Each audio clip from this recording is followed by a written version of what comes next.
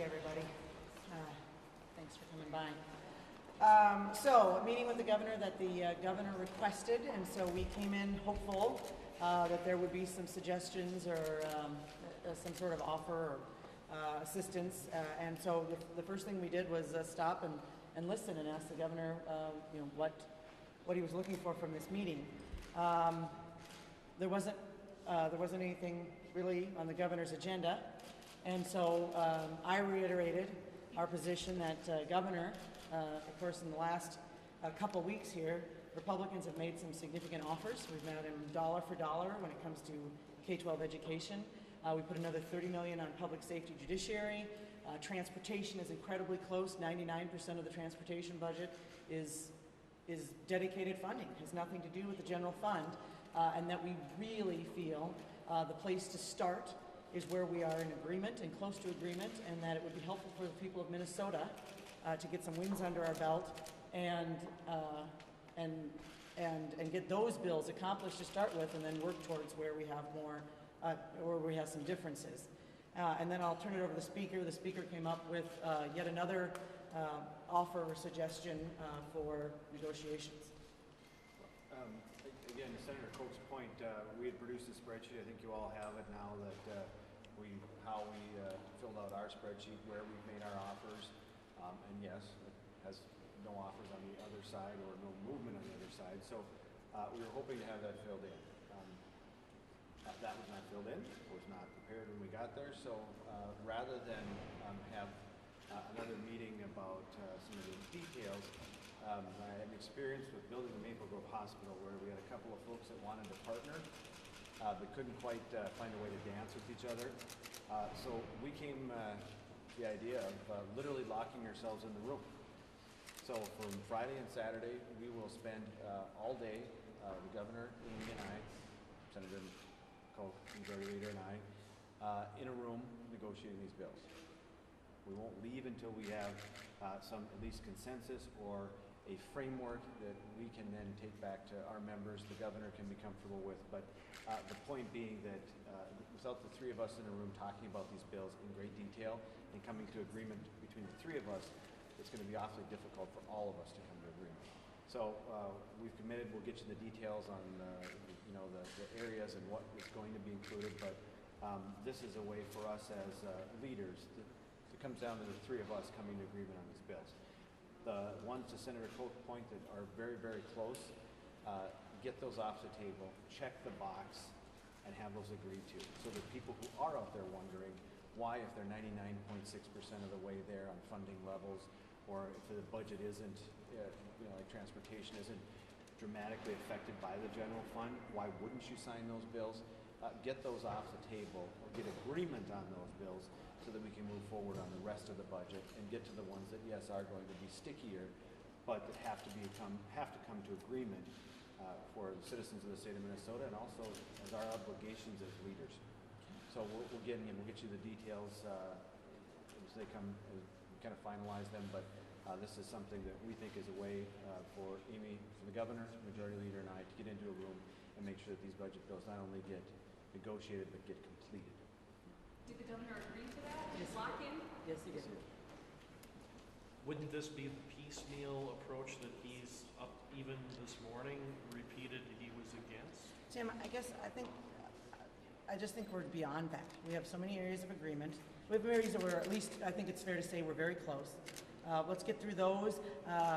The schedule on how we're going to move them. We've got some tentative agreement on that, on which bills we'll take first.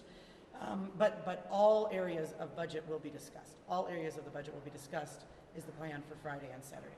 All areas of the budget. Will it be here? We'll get those details to you, Don, when we have them. We've got to work out the configuration, because obviously, while the three of us will be in a room with potentially one additional numbers person, obviously we'll want to have experts and folks at the ready that we can go back to and speak with and check in with. Are you talking literally 24 hours a day, around the clock? Well, whatever it takes. So we said all day Friday, all day Saturday, whatever it takes. You won't stop until you agree on a framework? Well, But that's 2 days where all budgets, the intention is to have all budget areas discussed. The point was, at this point, we did not have the framework. We weren't offered a framework again today, so Right. rather than wait, I thought it was our job to lead. This is something that, again, in my experience, brief time down here, it worked. We got a hospital, and beautiful facility, lots of kids are being born, people's lives are being saved at. I think that this would be something that had worked in the past. It could work for us here, making sure that everybody who we need to have as far as an expert is available, but that it's the three of us and, the three of us alone in a room talking about these bills, because that's what it comes down to. Yeah, and I really am appreciative of the speaker's suggestion. I think that, the point is, we've been saying all along, the shutdown is unnecessary, and the shutdown, it doesn't need to happen. I mean, that's been our point. All this discussion, all this additional finagling that's going on, the point is we can solve this budget. And in certain areas, we're incredibly close. In certain areas, we're a little further away, but we need to get down and dig into these bills. And so that will be the agendas for Friday and Saturday. What exactly is the least amount of progress that can happen until we get to What is the least amount of I progress? mean, what is the ending point? What exactly do you want to get out of it? A total deal or just a framework or what exactly? For sure. I mean, I'm sure that there'll be always fine tuning, but we need to come to agreement. We need to check those boxes. If K-12, where we've met the governor dollar for dollar, if that's acceptable to both of us, let's check that box. The same thing with public safety. If you look at the number that we offered, it's $10 million over forecast now in public safety judiciary. Let's check that box. From our perspective, we would come back tomorrow. If we could get some deals on these, we'd come back tomorrow and pass them. But the speaker has suggested a framework where perhaps we can come to agreement on all of them. Are you willing to reinstate So is this LGA? bill by bill trying to wrap up education, trying to wrap up policy, or do you see it also as global as negotiating an overall budget number? Well, I mean, I think that you take the individual bills and you'll come up with a global number. We're going to be discussing the entire budget. Are you willing to put LGA back on the table for Duluth, Minneapolis, and St. Paul? I don't think we're gonna negotiate that right here. That's what Friday and Saturday is for. Well, that's what I mean. That's on the table? I mean, as Republicans, are you guys willing to offer that money back to those cities who say they need it? That's not that's not part of our offer at this point. That'll be part of the discussion on Friday and Saturday. We're gonna discuss the individual bills right here. Would you be likely to have Commissioner Showalter in the room? Would that be your budget session? I mean, I think that's a We'll question let for you the know. governor and to let him make that decision. Okay. Will revenue options be part of those discussions in your minds? Again, I'm looking at a number of these budget areas are very, very close. And if we can agree on a half a dozen, maybe it's 6 out of 10 or 5 out of 10 or 7 out of 10, to get that agreement first instead of going back to, will you raise taxes or won't you? I think is a better way to go. And that's what this new framework, that's what it's meant for. That's why getting agreement on the things we agree with, so that folks out there that are wondering, are transportation projects going to continue when you're 99.6 or 99.4, whatever the percentage is? If you're that close, why not get that agreement so that they know those projects? Will you The be governor willing has to? kept saying it's the number, it's the overall number, and it's revenue. Well, when it comes to revenue, Mary, there's a couple thoughts that I'm having. So for our members who came here to reduce the size of state government, depending on how you look at the numbers, where you count the one-time money, we've either increased the size of state government, or even if you put all the numbers, basically held it the same in spending. So for our members, that's already been a significant compromise. And then again, when it comes to revenue, we had tax cuts in our bill, which we have now agreed to completely remove.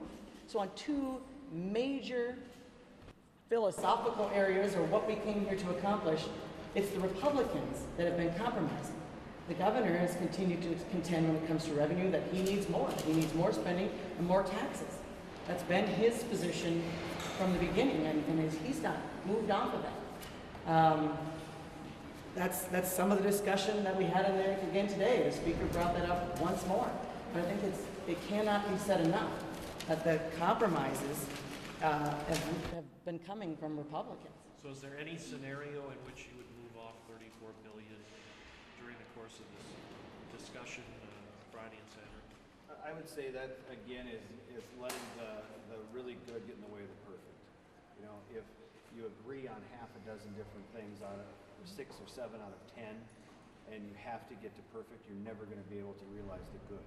We can wrap up education, transportation, public safety, agriculture's in the bag. That was one that's been agreed to.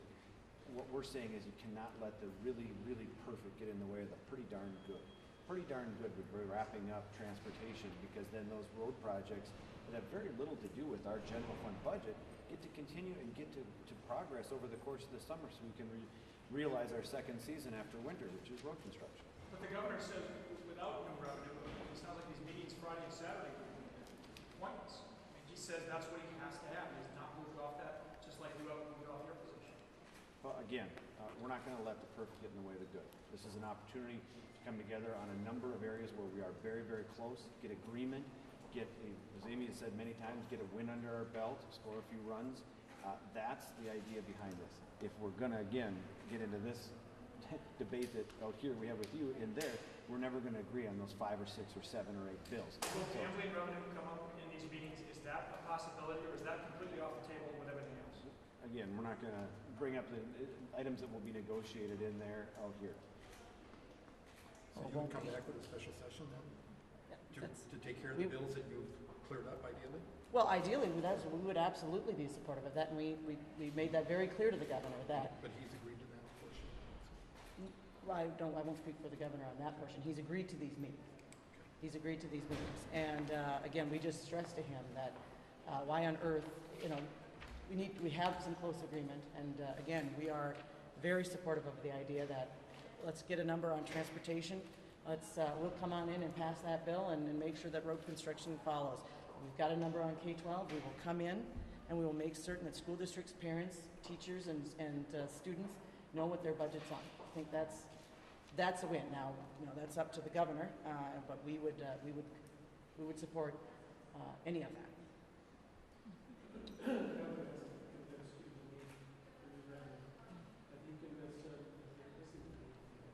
That's what Friday and Saturday will be about.